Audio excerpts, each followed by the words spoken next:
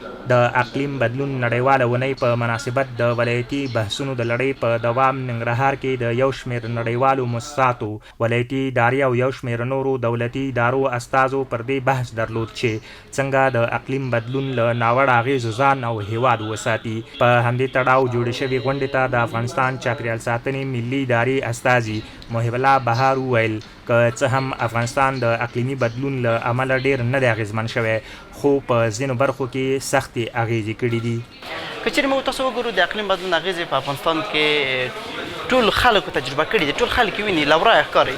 هغه که د اورښت په کچه کې بدلون دی، د به وخته اورښتونه دي او سیلابونه دي به وخته، همدارنګه وچکالي ده دوامداره او د حرارت درجې لوړوالی دی، د زراعتي حاصلاتو کموالی دی، همدارنګه د حشراتو هجوم دی او مختلفې نورې ستونزې چې په افغانستان کې د اقلیم بدلون څخه منځته راغلي دي، موږ ټولو تاسو تجربه کړي دي.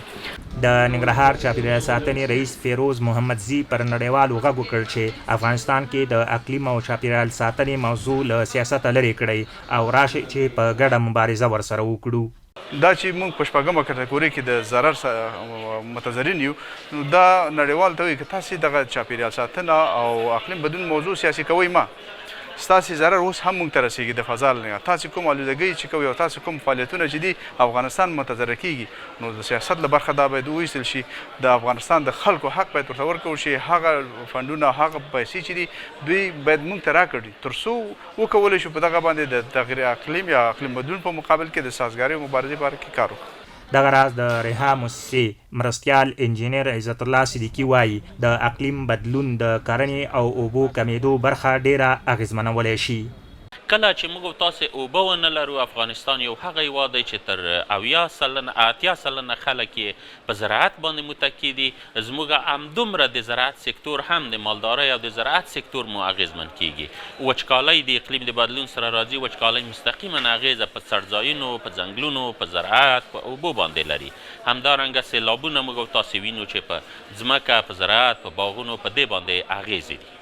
ختیځ زون کې د ملګرو ملتونو د مرستندویه ماموریت یا یوناما مسوله کارن کوتس وایي افغانستان کې د اقلیم بدلون لپاره چې کومې هڅې کیږي بسنه نه کوي، باید نړیوال ورته جدي پاملرنه وکړي او یوناما هم په دې برخه کې جدي ده چې افغانستان کې اقلیم بدلون اغیز کم او ښه والی پکې راولي. غونډې ته د ننګرهار کانال رئیس مولوي غلام الرحمن کظیم وویل د ځنګلونو جوړول او سرسبز سیمو رامنځته کول د اقلیم په بدلون کې مهم رول لري. ځنګلونه او په مجموع کې مطلق سرسبزي دا د اقلیم په بدلون کې تقریبا زما په نظر باندې 100% تغیرات راوستلی شي.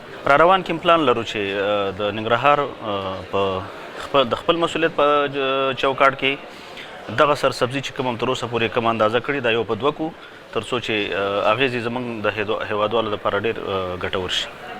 د اقلیم بدلون نړیواله اونۍ د لومړي ځل لپاره د استرالیا هیواد کې رامنځته چې اوس هر کال دا ورځ د اکتوبر میاشتې له 14 تر 20 نیټې پورې د نړۍ په کچه نمانځل کیږي.